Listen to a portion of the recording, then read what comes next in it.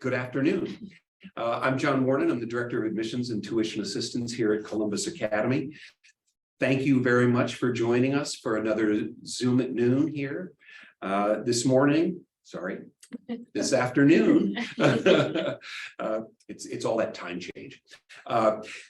This afternoon, we're actually talking about college counseling, and we have our members of our college counseling team with us this morning. First, thank you very much to Anika Littell, a member of the admissions team who is behind the scenes. She will be curating questions. If you have questions, please do put them into the question and answer chat box, and we will try to get to those. But I'd like to introduce the members of the team here. First, we have Darnell Haywood, who's the Director of College Counseling. She's in her 15th year, a former trustee of the College Board, and she has two sons, one of whom graduated a couple years ago, Liam, and Charlie is a senior now. So Welcome, Darnell. Thank you for joining us. Jen Fitzpatrick is the Associate Director of College Counseling. She is in her 11th year here at Academy. She served on the Counselor Advisory Board for the Common Application, and her daughter Molly is a sophomore here at Academy. And finally, the newest member of our team, I'm going to need help with your last name pronunciation. Okay. Carla Croca. Yep. Carla Croca. Sorry about that. She is the Assistant Director of College Counseling, just joined us this year. She's worked in college counseling at Ohio State, Case Western Reserve, and Georgia Tech. She's previously served as a college counselor up in Cleveland at the Laurel School. And her daughter Gabby is a new fourth grader this year. Or no, this is her second. This is her second. I was going to say she started here before Carla started. Yeah. So, well, welcome and thank you all for joining us. It's a very, very impressive college counseling team, and look forward to talking about the process here at Columbus Academy. And those of you who are interested, please do ask questions as we go along. So, so you guys have a slideshow, I think, that we're gonna talk about. Anything that we should mention before we get started with that? John, I think you covered it. I'm not sure what else we need, but we'll go in, and then we do hope the questions come up as we go along. So what we start here with first is a photo that we are showing you of our convocation day. And convocation at Columbus Academy is at the beginning of the year. And one of our very special traditions happen where our seniors are matched with a kindergarten buddy. And what we've done is we've taken a few photos here to show you both how special the community is, connecting our smallest students with our older students. And also because we want to show you, we loved when we looked at these pictures, that we saw them as a bit of a metaphor for the college counseling process, and really a sense of what different children need at different spots in the time that they work with us. College counseling at Columbus Academy is, primarily focused it's actually all focused at the individual and really increases over time. But we both have students like that little kindergartner who running ahead and can't wait to jump into the process. We have students that we actually, lean down and hold their hand as they're deciding where they want to go, as they were kind of afraid to maybe leave the nest. And then we have other students like that boy sitting with his senior buddy who are actually just gazing out, thinking more, what is the world ahead? What am I going to be when I grow up? And what's in store for me in the future? So at Columbus Academy, our college counseling process, just to break it down, is a little bit of like a childhood game memory. If you look at it this way, what we are helping is each child find their match. And the idea is that there are all these cards out there, just like there are all these colleges and universities there. But if you all can remember that excitement of turning over those cards and finding that match, that's a little bit of how we see college counseling working. So our job is the space between the kids turning over their card, knowing who they are, identifying what their interests are, what their strengths are, helping us see through their transcripts what had been part of their story, and then what happens the space in between, sort of finding the match. And we want to let you know, next slide, that really what we really love is we love kids and we love this process. We have I won't try not to give away our ages, but we have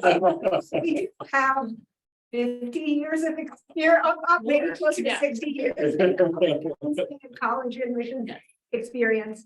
And we bring that every day to the students at Columbus Academy in helping them navigate this journey.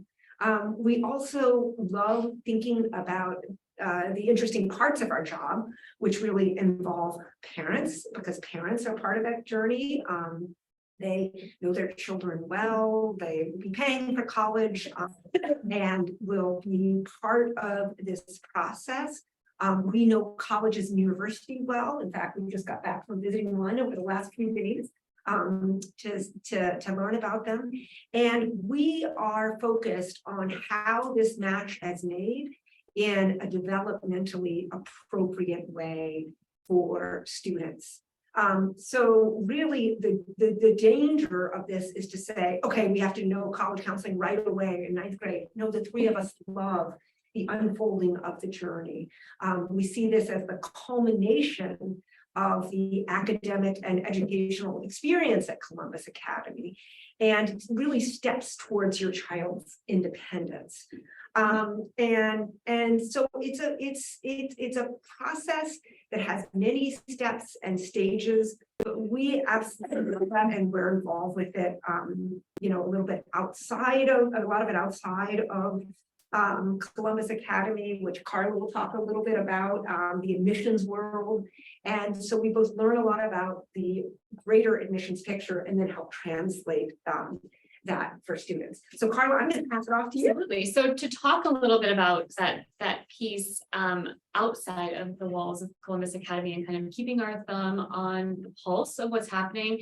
And this is, I think it's important to know that this is an ever-changing process. It's not the same from each year. So that's something that we count as a big part of our job, is to make sure that we are helping families understand the changes that might be happening. College does really kind of function on a business model. I know that that's not what we often think of when we think about what college admissions means. So we can sometimes hear people say, you know, why don't you start this process sooner? Or isn't that better to start it a lot sooner than, you know, maybe the 10th, 11th, or 12th grades and kind of stepping into it? But the reality is it is ever changing. And we know that students can really only do so much in this process. They really do. It's a marathon, not a sprint. So, but at the same time, you want to make sure that you're hitting the right stride and the right pace, and you're not starting too soon. So at the end, you kind of sputter out. So doing the process, our students can really do it for about 14 months, and that's when we kind of lose that energy. So that's why we start with students really in the junior year, and that's the exploration process, and then shifting into the application process as we move forward through. Another thing to kind of keep in mind is that, you know, the application process changes, as I mentioned before, but colleges are kind of always reflecting on kind of what's happening in their marketplace and in their world, and they're seeing a lot more students apply to a lot more colleges. You know, a lot more applications are coming in, so they're really kind of trying to shift at the same time. So kind of having us as resources for you and your family during that process is really helpful, because we are really informed when it comes to what's happening in the world of college. Next one, thank you. One of the things that's happened, I think, primarily because of COVID, not completely, but a shift has happened a lot in kind of these things like the test optional movement, where colleges are saying we don't necessarily require students to submit ACT or SAT test scores in the admissions process to be reviewed. But what does that mean? Well, that means that oftentimes things like APs and IBs are becoming more heavy in the evaluation of a student. So these are all things that we are kind of keeping our eyes on, and making sure that we're informing our students and families about what that means. College costs, that's another thing that Darnell mentioned a few minutes ago. We work a lot with students and families on what it means to pay for college. And I think there's a slide coming up, it might be the next one, about a little bit more about the offerings that we have with our families. But all of those things, including applying earlier, it seems every year I think we talk about this, it's now the process is moving so much earlier. And so really helping guide students and families through all of these trends so that we don't miss something that might be shifting in this particular world. I remember you actually made an announcement, I think it was last week's upper school faculty meeting, that every senior has applied to at least one college already. Yes. And yes. so Now it's every senior's applied to multiple colleges. That's what it feels like. Yes, so absolutely. So that's what I guess what we were talking about a little bit about how things are kind of moving forward in a different pace. It seems like every single year. But to kind of bring all of this together, the focus really is on the student and the family, and we focus on the whole child, the whole experience. It's not just the doing of the application, but thinking about how we're feeling through this process and thinking about what this is saying about us and how we are presenting ourselves.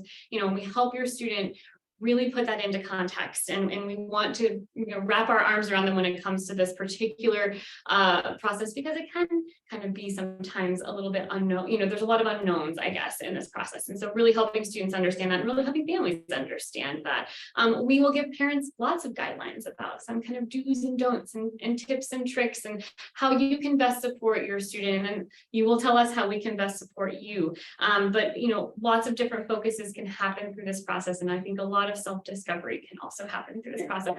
For me, is as a college counselor, one of the most exciting pieces is to get to see students kind of discover themselves and the things that they find interesting about themselves and throughout.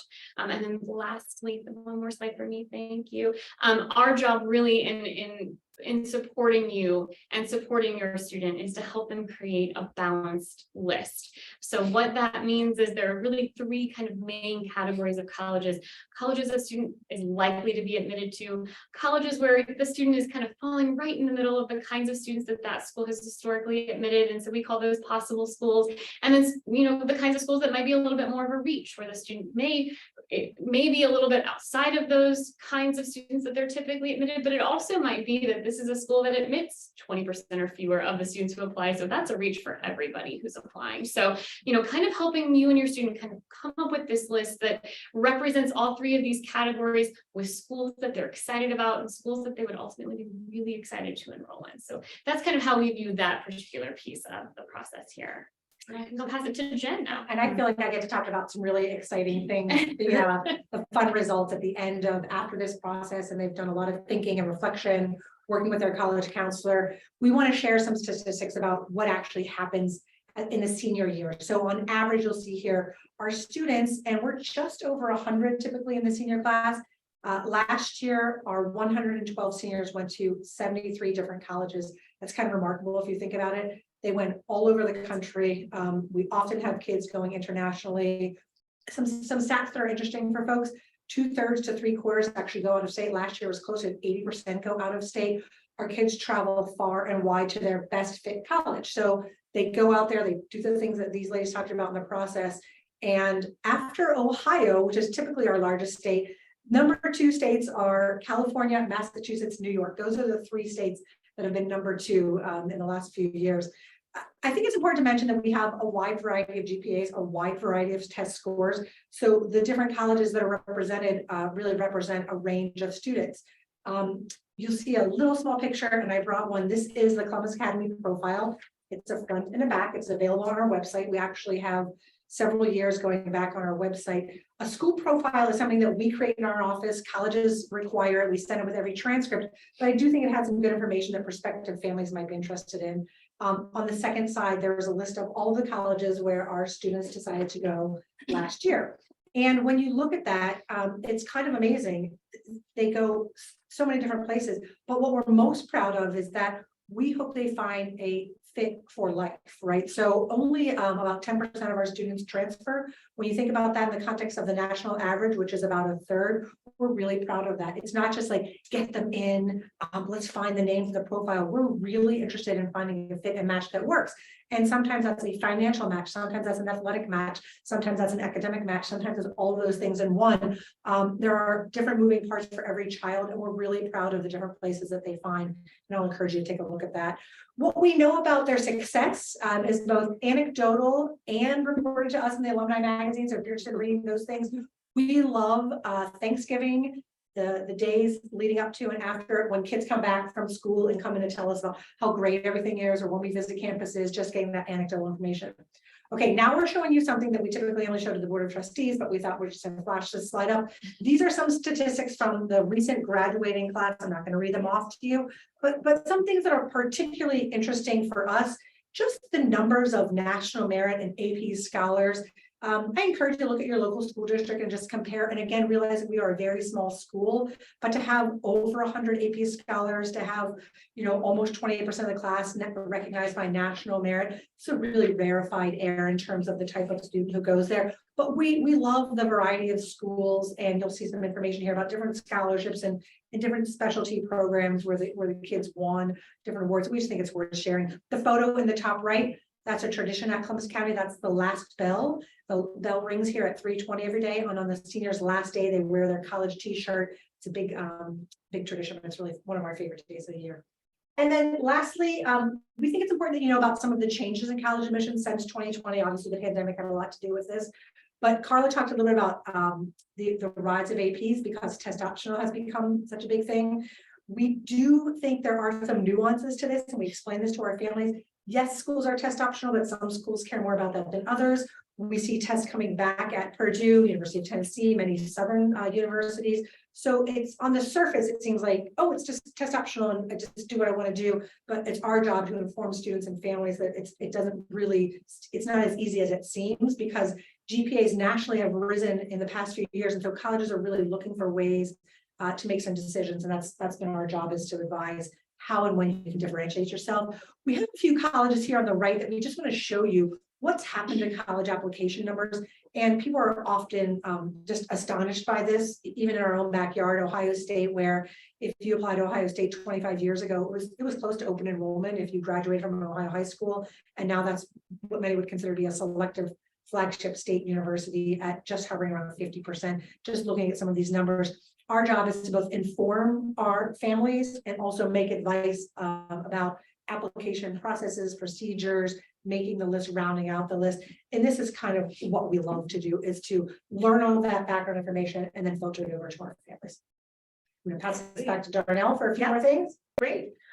So I'm just going to round out the end of this discussion with saying some of the things that I think is really a Columbus Academy advantage. We have 3 full-time college counselors for a high school that's at 420. So 3 full-time college counselors, and this is what we focus on. This is what we specialize in. We have terrific administrative support. We are able to bring in this fall. We had about over 100 college visitors coming to our campus. We spent time with each of them. We introduced them to our students. We talked with our students about engaging with adults in this process. So what we're able to do is both learn about what's going on in college admissions, work closely with our students and families so that they understand that, and then help them with all steps and stages of the process. We have both information that we push out in forms like we break it down in kind of a university setting. We both have large lecture halls, and then we have smaller seminar breakout sessions, and then we have tutorials one-on-one. And all kids will get exposure to all of that throughout their time here, and nobody falls through the cracks. This is what we do here, is really work to meet every student and family with their particular story and needs in this process as they go through this. We are constantly thinking in our office about what best serves our students and thinking about how we change our programs every year to meet those needs. A few years ago, we started offering standardized testing in school. So now we have an in-school SAT. Then last year, we actually ended up having a practice ACT for 10th graders, giving them feedback on how they were performing. We have test prep offered on campus. We also make available all sorts of different options for kids. And our technology is always evolving. Actually, last year, Mrs. Fitzpatrick, Jen down there, decided, you know what? Our Twitter is good, but the way to reach students is Instagram. And when I want to tell you that our students now love the Vikings to College Instagram, and there are Takeover Tuesdays, and there's information about important college deadlines. And the formula has been figured out that the special sauce is get them hooked in for the news, interests, and stories, and then make them pay attention to what's important.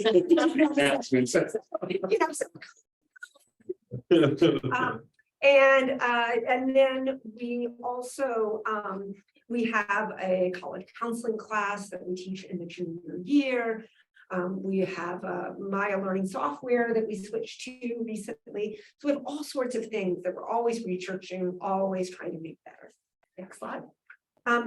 We also think another advantage here is really our partnerships within the school. So we meet regularly with the athletics department, and what you'll see there is those were the class of 2022, the athletes committed to play sports in college and varsity sports and athletics. And so that's actually a high number compared to the number of kids that actually go on to participate. We meet regularly with the head of the upper school, with the head of the school, and also with our sports services team. We are spending these next couple of weeks going to a lot of arts events. Our fall athletic season has closed down, and we went to the play this weekend, and we're going to choir concert and jazz band, and all of these different ways of both supporting our kids in seeing them in action in what they are interested in doing, and learning a lot more about how they participate in the wider world. And we'll pass it back to Carla. She's getting all the exciting facts. Financial aid. Everyone's favorite. So this, I think, is more just kind of a flash up screen so that you can see some of the things that we are talking with our students and particularly families about as well. We do provide support around this financial aid topic, and we don't want anyone walking into this process not knowing what this part of the process looks like. And so this is all kind of some, these are some things and tips we give our families. We also have 2 programs that we do in the fall for families. One is a need-based financial aid night where we invite generally someone from a financial aid office at a college or university to come and talk to us about what that need-based process looks like. And then we also have something called the Smart Track, which is more of just kind of generally how you can pay for college and what that looks like. And so we send out that information to our families so that there is no surprise, and no one wants to be surprised with a big bill at the end of this. So we want to make sure that we're working with families all along the way, and so there's lots of different resources there for you. And as Darnell and Jen, Jen puts together and Darnell mentioned the college counseling on social media. This is something that is super exciting. And as a parent, even though I was not necessarily a member of the community, this is fun to kind of follow all of these groups online and get a sense of what's happening in the college counseling world at Columbus Academy. So please feel free to follow along and see what we do. This is a great snapshot of what goes on in our office. Great. Well, if there are any questions, again, please do put them out there.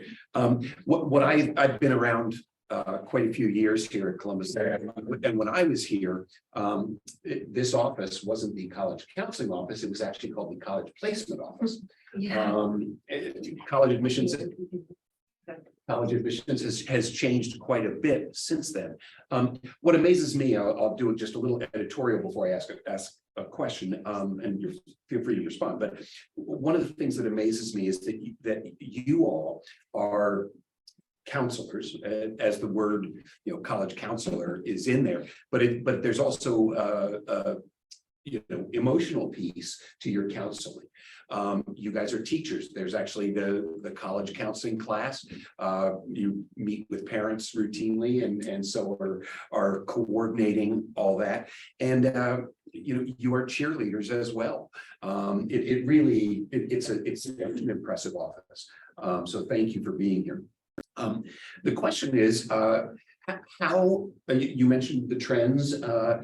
How has college admissions changed since maybe some of our viewers out there, if they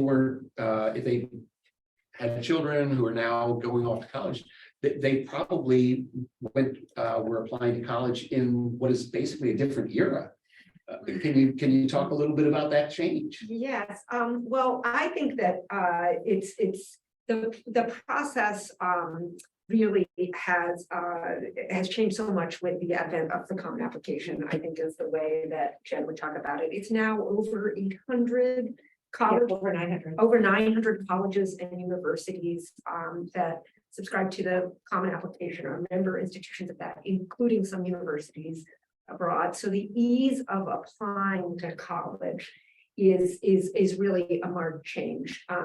And I think that what that means is there have been shifts in the number of applications colleges and universities receive, and even when they receive them. So when we were even starting in this 15 years ago or so together, working together, no one was really submitting all their applications till December. I mean, now we've had everyone submit applications, and probably 20 or so kids already get into colleges or universities. Decisions are being made on an earlier basis. And what we think our role is in this process is making sure that all the kids have the supporting materials and are ready to go when the applications come out and can submit them to universities. I think that we see a lot of change in terms of sort of the programs and schools and universities that kids are interested in. A lot more schools maybe having specific colleges or universities that kids apply to for specific majors. We've seen that change over time. Jen and Carla, are there other things that? So I think if we go back to the application. Yeah. So John, when you applied, and Darnell and maybe not you, we put stamps on envelopes. Yeah, And a photocopy and even the common application to send it out. Applications are electronic now. So when you talk about these things, and I think it's important to piggyback on what you said, the Academy advantage is to have your counselor recommendation, your transcript preloaded, because that's what we do in the summer, to have your teacher recommendations ready by the end of September. Our kids are first in the pipeline, first to be read. And when you think about all of the things that have changed, one thing that has not changed is that admissions people, they're still humans who are reading applications. Decisions aren't being made by a computer. So we want our kids to be first in line. That's important. So when what Darnell said, when the child is ready, we're ready. That just doesn't happen at a lot of places. We've all worked at a number of different schools where it was as long as you have it in by the deadline, you're okay. We feel it's the opposite here. When a kid is ready, we should be ready too. And so we take great pride in that. And I think it's something we shouldn't gloss over. But the electronic, you press a button and you can apply to 15 schools. We don't think that's the best method, right? We think that that's really 8 to 10 schools is an average here. And I don't think you need to go really above and beyond that to find good college fits and college matches, because we want those 8 or 10 applications to be really strong applications.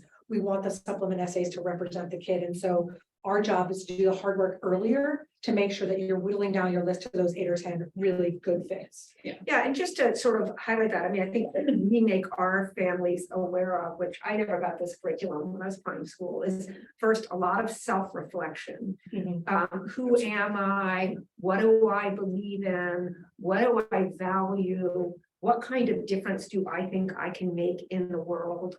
And how do I want to do that? That's followed up with research on colleges and universities, what's out there, and in that research, what can I get into? What can I afford? where can I continue a sport or not? Am I going to be involved in the arts and am I applying to specific schools?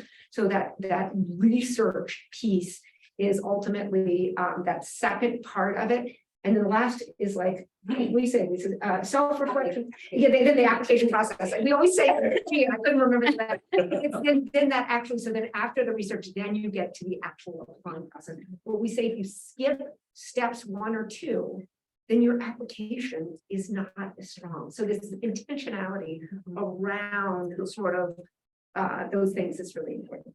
Terrific. Anika, are there any questions that we should answer from the chat, or it's 12:30, so I want to give people a chance, but I also want to make sure that, okay, Great. well, We'll just end with our last slide, if that's okay. yes, please. Yeah, so what we wanted to end with is really what we started in the beginning, the sort of our ethics and the character model at Columbus Academy, and how we grow our program in these things that we're really all about. And we really want to make sure that in this time when there seems to be such a frenzy around college admissions, that we place college counseling in the overall growth and development of students and people. And we really, I think if you all have been researching Columbus Academy, you know how much we value the ethics and character portion of our educational journey. And so you will see there some of the tenets of what we think are most important here. John, thank you so much for allowing us to come in. Thank you all. This has been terrific. Very, very helpful. I'm sure for our families out there. So thank you all for joining us today. Just want to mention the next 2 Zooms at noon that are coming up. Next week, we actually have a panel discussion with 4 or 5 student leaders from Columbus Academy. That's on the 14th. And then on the 28th, we're off during the week of Thanksgiving, but then we're back at the end of the month on the 28th, and we'll be talking about athletics with Mary Deeds and Jason Singleton, folks who are heavily involved in our athletic program here. So again, thanks to our panel. Thanks for having us. Thank you. And enjoy the week. We'll see you next week. Bye.